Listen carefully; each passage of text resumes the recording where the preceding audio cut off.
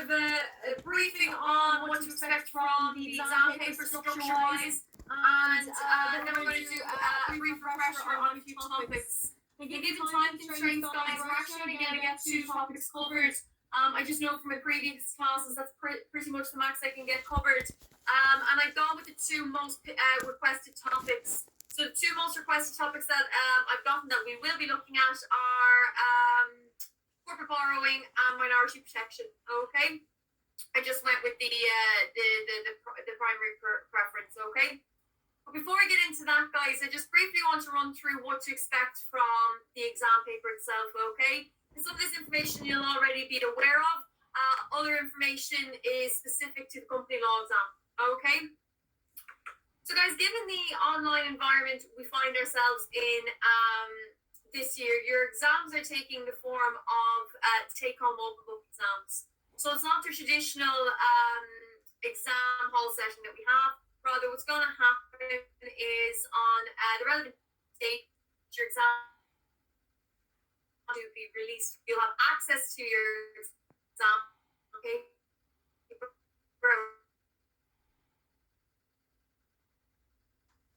Which point you can.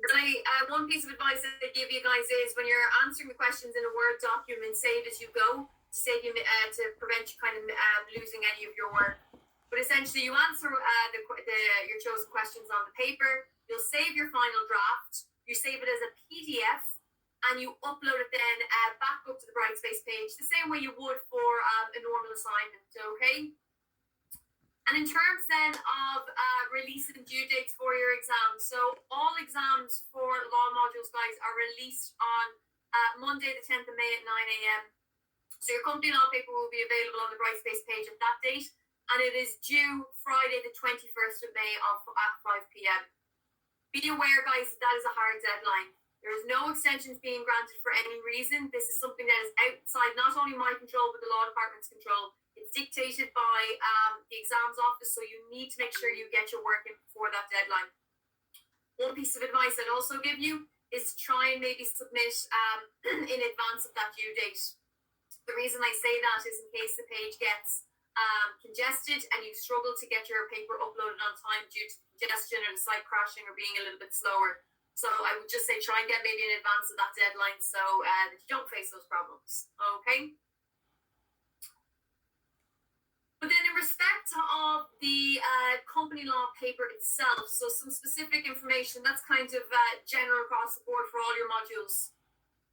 Your company law exam paper is worth 70% of your final grade. So you've done 2 assignments already, both 15% each, and your final exam is worth the other 70%. The paper is broken into 6 questions, of which you are required to answer 3.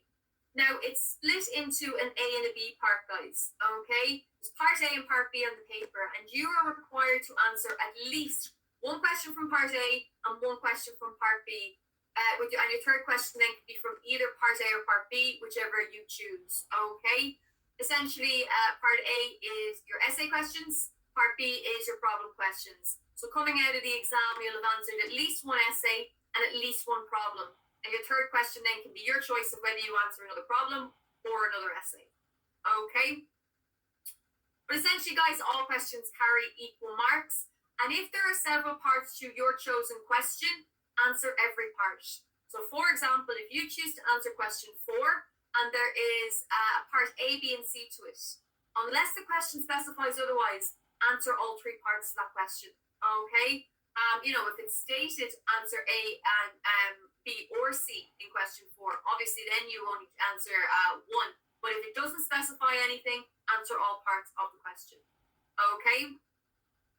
So you'll have the 10 or 12 day time period to answer those questions, guys. It's in the form of an open book exam, so you can refer to your materials throughout and use that as a guide for answering your questions. But the thing to be aware of is there is anti-plagiarism software in operation. So what I mean by that is when you are uploading your exam papers back up to Brightspace, when you're submitting them, as I said, they have to be submitted in a PDF document. They do go through the anti-plagiarism software. So as much as you can, look to and review your different sources when you're answering questions. there is a concern around plagiarism, so you do have to be aware of that as well. Okay. And then finally, guys, just in respect of how long your questions have to be, I suppose on the face of it, the question is how long is a piece of string? But with the exam questions, guys, there is a maximum of 1,500 words per question. Now, that is not an expectation or target that you have to meet for every question. That is simply a maximum word count that you can have per question. If you feel you've answered a question properly in 800-900 words, that's absolutely fine. You don't have to meet the 1,500. You're happy enough with the way your questions have been answered, that's fine. But you cannot go over the 1,500 word count. Okay? So if you do thing to be aware of is if you do go over that word count, only the first 1,500 words will be marked. So, if you write 2,000 words for a particular question, I'm only marking the first 1,500. Okay? And finally then, guys, make sure you only answer the number of questions asked. You only have to you only have to answer 3 questions on the paper. Do not answer a 4th. I'm only going to mark 3. So the first 3 questions that appear on your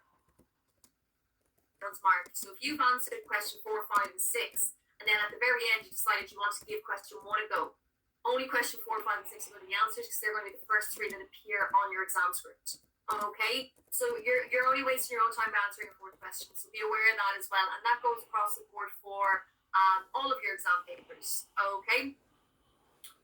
So guys, that's just some general information on the exam itself and kind of the format. Are there any questions on that before we move to the revision? Yeah, will the questions be similar to tutorial questions as there's no past papers to refer to? No, Karen, there should be past papers to have a look at. I'll throw a couple of links up on the Brightspace page for you to have a look at some past exam papers. But if you go through the library website, there's definitely past exam papers for the module.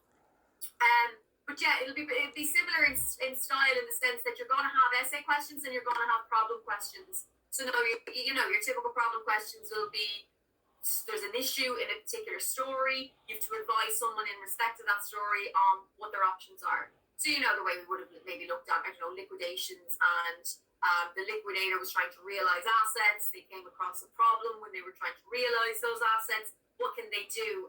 Or can they invalidate any sort of transactions? Something like that would be a problem question. But it'd be a mix of both. Part A is your essay questions and part B is your problem questions. Okay? Does the word count include footnotes, Kieran?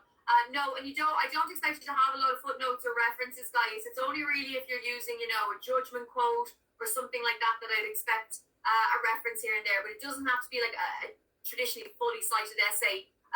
You don't need to worry about it too much, but just where you really feel you need the reference in there, you can put it in.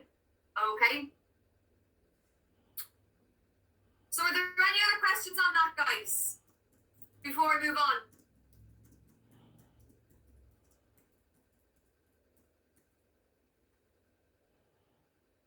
We're all good? Okay. Alright guys, we'll get straight into the revision. Now guys, these notes are literally just a summary of everything that's in your slides, okay? All of this information is already in your slides and you'll have it available to you on the Brightspace page. Okay, I've just condensed it to try and get through this class considering our time constraints, okay? But essentially guys, when we looked at the topic of corporate borrowing way back when, around week 4 or 5, okay? We started looking at the different ways a company can increase its capital, okay? Really, there's 3 ways it does it. It can increase its shares, which is known as share capital. It can make profits to bring in extra capital. And it can borrow money or take out loans. And that is its loan capital, okay? And similar, guys, to, a living person. When a living person looks to take out a large sum of money, usually the creditor wants a security. For example, when you go to buy a house, quite often you'll get a mortgage, okay? And that'll be the bank security over the loan that they've given you to buy your house. Okay? The same idea applies with companies. And there's different types of security that can be given to creditors. They are your personal guarantees, your mortgages, and your charges. Okay? And really what they do is they give that creditor an extra security blanket. So in cases where the company goes insolvent or defaults in paying the loan back, they can rely on that security to discharge their debt, okay, to get their debt, to recover their debt, should I say, okay? And charges specifically was what we focused on in this class. The different types of charges that can be created, the distinctions between the two, and the advantages of a fixed charge over a floating charge, which I'll get to now in a minute. But essentially, guys, a loan transaction is essentially acknowledged on a debenture document. So the debenture document isn't the transaction itself, rather it's, I suppose for the want of a better word, a summary of that transaction. Okay? You know, if I give you a loan of 20,000 and you give me a security against your charge over your property, okay, some real property of yours, the debenture document will acknowledge that you owe me a debt, okay, that you have an obligation to repay that with interest, that there is a security over that property, and what mechanisms I have for enforcement if you do default. So, for example, when and where I can appoint a receiver. Do I have to issue you with a demand? That kind of thing. Okay? But the debenture document itself is not the loan transaction. That's a separate contract. Okay? It's more of an acknowledgement of the debt and all the relevant details contained therein. Okay? So guys, a charge is one type of security that can be created, and a charge is the contract really for the transaction, okay? In the sense that it is a contract under which a company agrees to make some of their property available to satisfy a creditor's debt in the event of insolvency or default, okay? Now the big thing with a charge, guys, is that it creates an equitable interest in the property. As a charge holder creditor, you are not the legal owner of the property the same way you would be with a mortgage. With a mortgage, legal interest transfers over to you, and there's an equitable entitlement of the company to regain legal ownership upon full payment of the debt. That doesn't happen in a charge. You only have an equitable interest, meaning that you are entitled to some sort of proprietary benefit from that property if the debt's not repaid, but it's still the company's at all times. Okay? And with charges, guys, there's two types of charges that can be created. There's your fixed and your floating charge. Okay? So your fixed charge, first of all, guys, is that charge that is generally created over a specified identifiable property. So, you know, for example, your equipment, shares within the company, land, property, buildings, all that sort of thing, machinery. All of these will be examples of what a fixed charge could be created over. But it's not so much the identifiableness of the property that makes it a fixed charge. What makes a charge fixed is the control the creditor has over the asset. Okay? With the fixed charge, the company in question has absolutely no control over the asset. They can't sell it, they can't use it in the course of their business, they can't dispose of it, they can't transfer it, they can do nothing. If they want to do anything with that asset, they have to get the consent of the creditor. And that is what makes a charge fixed. And that was highlighted in the Walcombers case, guys. You need to know the Walcombers case, because that's the case that not only defined what constitutes a fixed charge, but it also defined the characteristics for a floating charge as well. Okay?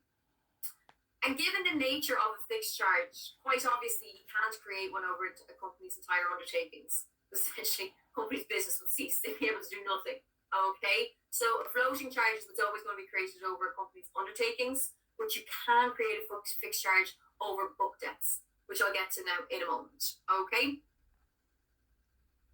Everyone with me so far, guys? Any questions?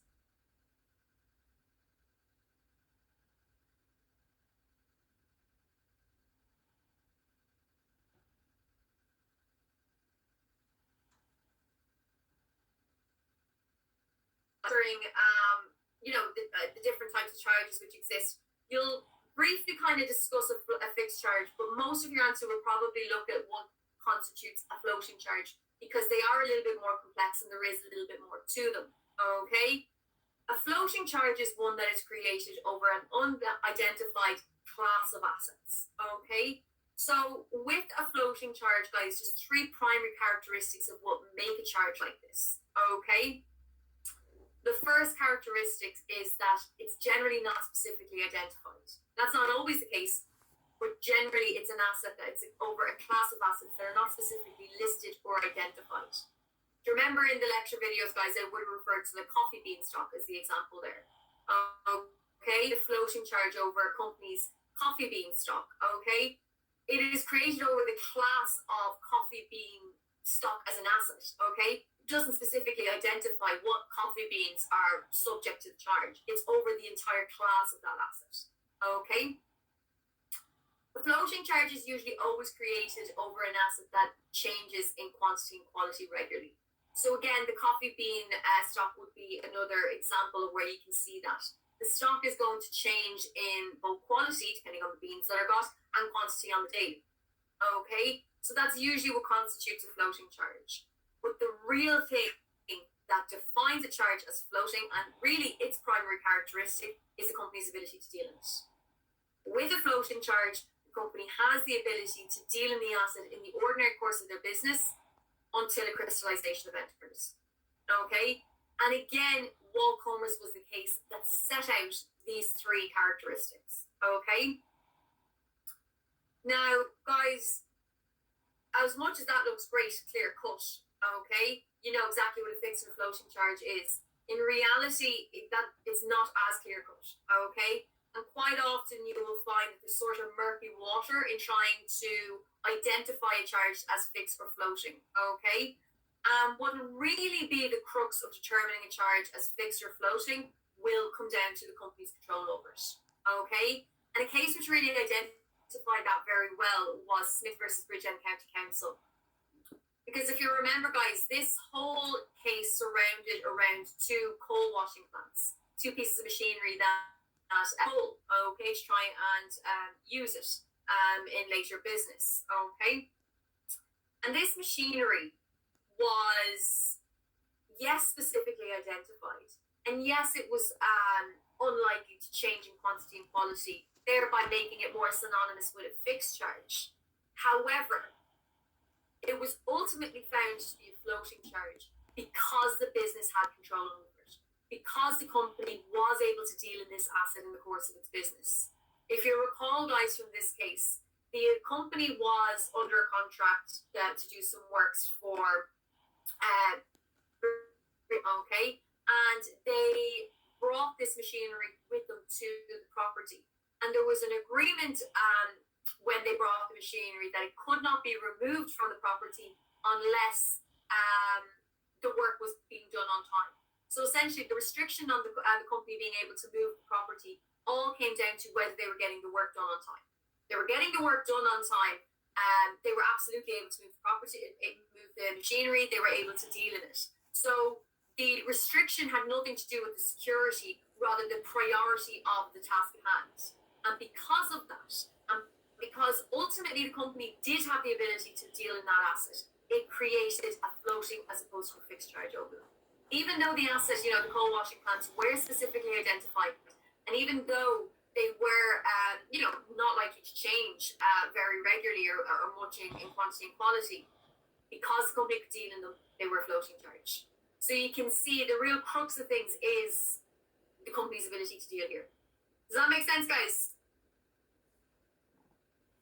You following that?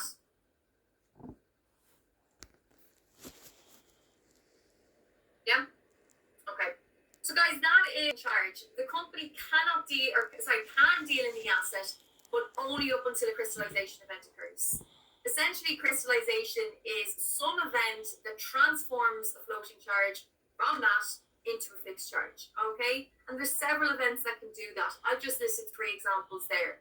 Okay, you know, for example, the appointment of a receiver, that will crystallize a floating charge, and it won't necessarily just crystallize the floating charge that the receiver was appointed over. It'll generally crystallize all floating charges. Okay, the winding up of a company will crystallize all charges, or an automatic crystallization clause. So, you know, for example, in my contract with you, I give you a €20,000 loan for your company. You give me a floating charge over the coffee bean stock. Well, in our charge contract, if it states that under our contract, if X, Y, and Z happens, my charge will automatically crystallize. Might be the same for any of your other floating charges. But if X, Y, and Z happens in your company, in the case of my specific charge, it automatically crystallizes. Okay, that's an automatic crystallization clause. And ultimately, guys, this was the reason I suppose crystallization became extremely important, and when was in terms of priority. And previously, there was a bit of a hoo-ha over whether or not a charge that crystallized before liquidation could get priority over preferential creditors. Okay, and we saw a case law that dictated, if a charge crystallized before the company went into liquidation, it's treated the same as a fixed charge and it gets priority over preferential creditors. However, that is not the case anymore. Since the Companies Accounting Act 2017, even where a floating charge has crystallized well before liquidation, it doesn't matter. What matters is what it was created as, not what it ended up as. If a charge was created as a floating charge, even if it crystallized before the liquidation, it is still, it does not get the same priority over preferential creditors. So what matters here, guys, in terms of priority, is what the charge was created as, not what it ended up as. Okay? So in identifying your fixed and your floating charges, guys, we need to look at the advantages of the fixed charge over the floating charge from the creditor's perspective. And there's three primary advantages that you really do need to know, okay? And they are the priority, first of all. In a liquidation, guys, fixed charge holders are by far in a better position. Because not only are those assets not included in liquidation, but they get priority in the payout before anyone is paid in a liquidation, creditor-wise, okay? With the exception of maybe examiners. The fixed charge holders pay first. It is then your preferential creditors, and then your floating charge holders, and unsecured creditors from there. Okay? So they have priority. Unlike floating charge holders, which are behind not only your fixed charge holders, but they're also behind preferential creditors.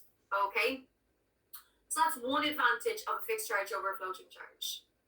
The other is the security in the asset that your charge is created over, okay? Because I suppose what I mean by that, guys, is with a floating charge, the asset in question can be dealt with in the company's course of business. So there is a concern when you create a floating charge over an asset that the company dealing in that asset will deplete it to such a level that it might actually not cover your indebtedness. You know, going with the coffee bean example. If I have a floating charge created in favor of me over your coffee bean stock, okay? Say you owe me 20,000. If you are using your coffee bean stock to almost an extreme extent whereby it's depleted to such a level that it actually wouldn't pay or cover my indebtedness, there is a concern around it. Whereas that's never going to be an issue with a fixed charge because the company cannot deal in the asset. So you're not going to be worried about the asset depleting to such a level that it's not going to cover the debt that you're owed. Okay?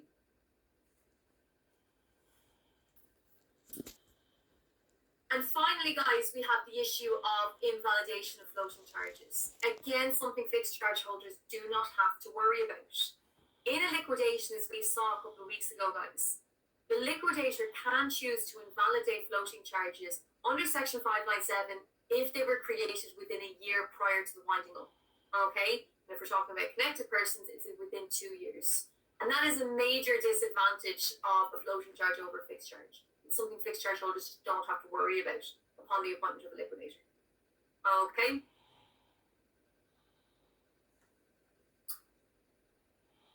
Finishing off the charges, guys, before looking at registration of them, I just want to briefly look at book debts. Okay.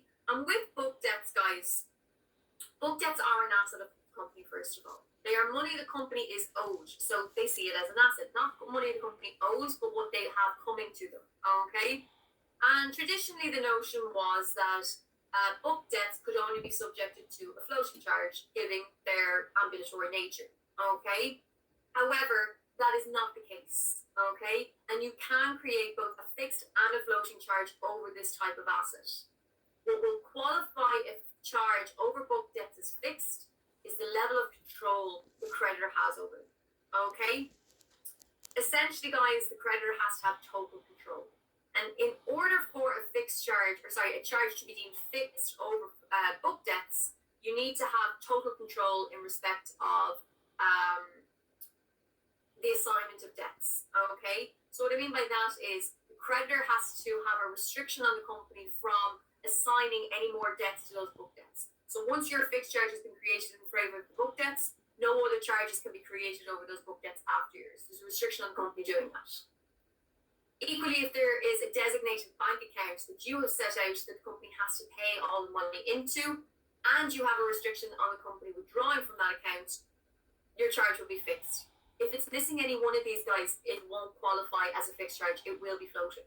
You need all of that. So essentially, total control over the book debts in order for them to qualify as a fixed charge. Okay?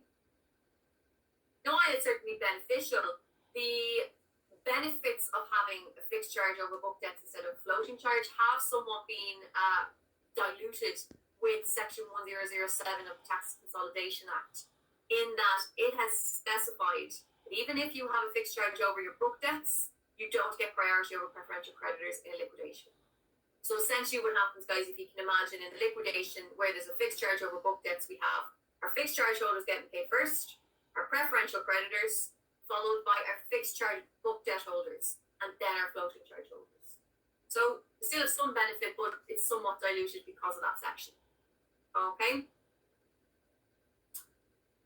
And the final point we looked at, guys, is the registration of charges. You have to register your charge. In Smith versus Bridgend County Council, as we saw above, guys, as much as the court said, yes, this is a floating charge, they said ultimately it doesn't really matter considering it wasn't registered. So they ultimately lost their case. You have to register your charge to enforce it. Okay?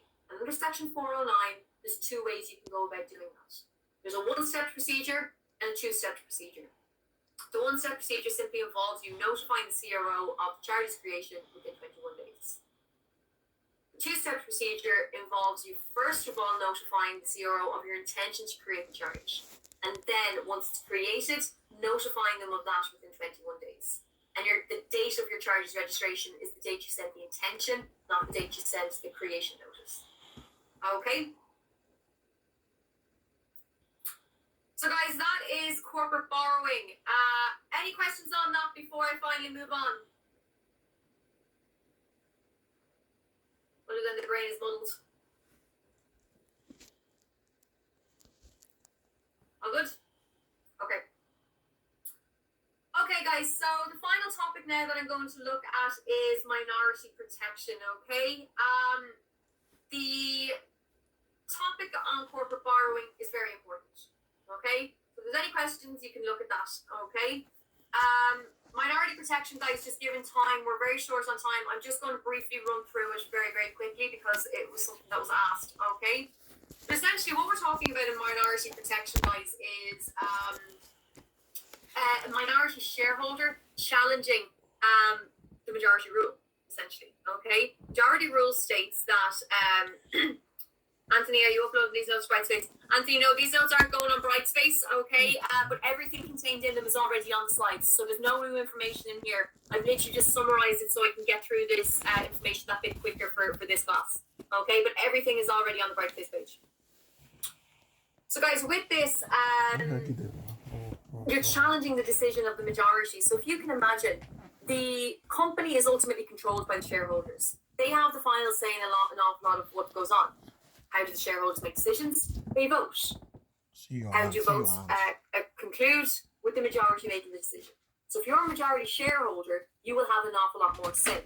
And the rule is that you cannot challenge will of the majority. Okay, it's something you sign up to when becoming a member of a company.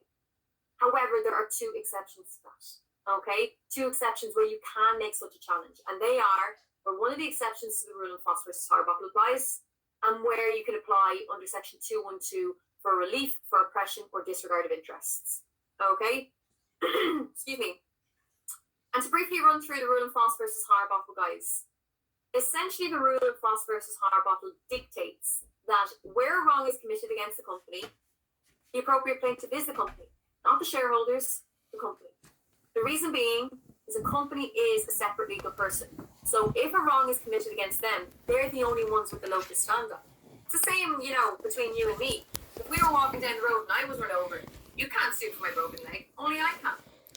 It's the same idea with companies. The shareholders are distinct from the company. So if the wrong is against them, it's the company who sues, not the shareholders. Okay?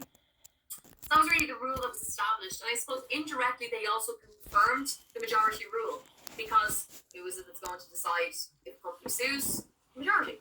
Okay? So they were sort of confirming the majority rule in establishing this rule as well. Okay? But there are exceptions to this in which the minority shareholder can challenge and can take a case where the wrong is committed against the company. Essentially, challenge the majority rule if they're not going to take the case or vote for the company to take the case, and they can take the case either themselves or on the company's behalf. Okay? And they are in situations of the act being ultra vires or illegal, the requisite majority not being met.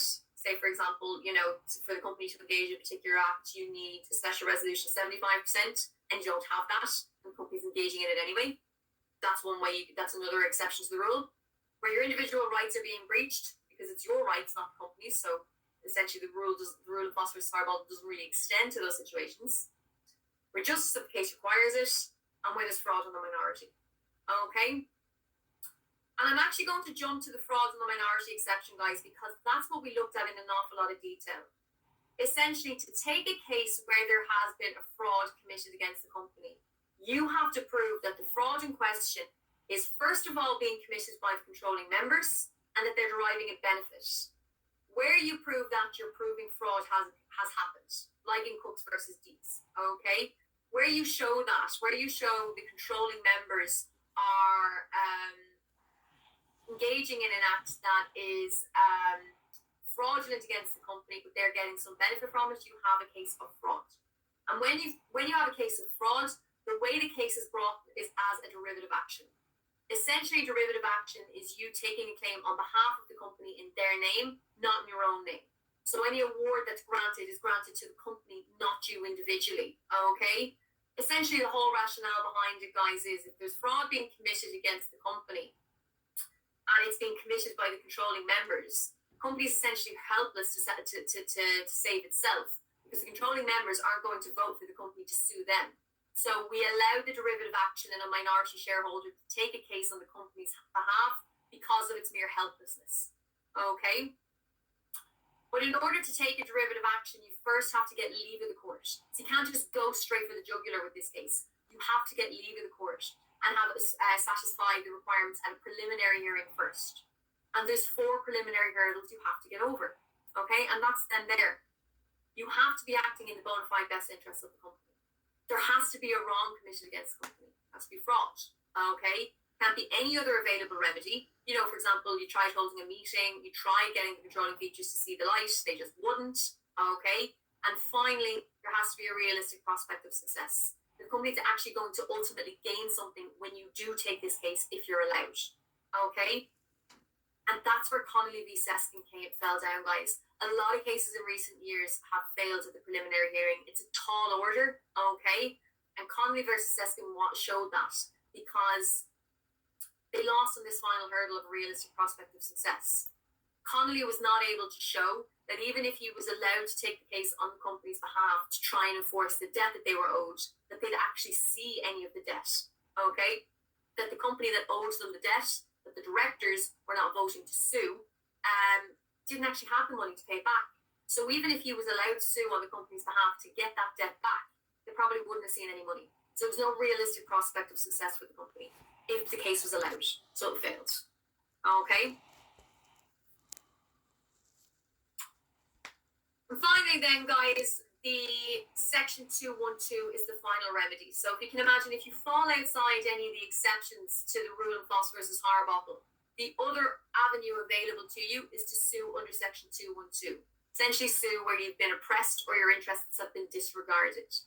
Now, the big difference between the exceptions to FOSS and Section 212 is this is a personal type remedy. It's a statutory personal remedy whereby you're taking the case in your name and you are getting the remedy directly accrued to you. It's nothing on behalf of the company, it's directly to you. Okay? But in order to be successful in a claim under Section 212 for oppression, you have to prove oppression. Okay? So essentially, guys, it's any conduct that is burdensome, harsh, or wrongful, any deliberate act that is burdensome, harsh, or wrongful. Okay? So mere mismanagement or negligence isn't going to be enough unless it's deliberate. Okay? Quasi-partnership type companies can also have situations of oppression. Again, provided it's deliberate, harsh, a deliberate, burdensome, harsh, and wrongful act. Okay? And it can also be multiple acts of oppression or a single act. It doesn't have to be 6 or 7. One is enough to constitute oppression. Okay? And we're talking about an objective test here, guys. So whether or not the company thought they were acting in good faith or honestly is irrelevant. If the act which was done deliberately has the effect of oppressing one member, that is enough to qualify as oppression, and a remedy can be granted. Okay? And the remedies are set out in part 3 of section 212. Not section 121, sorry guys. Section 212. Okay?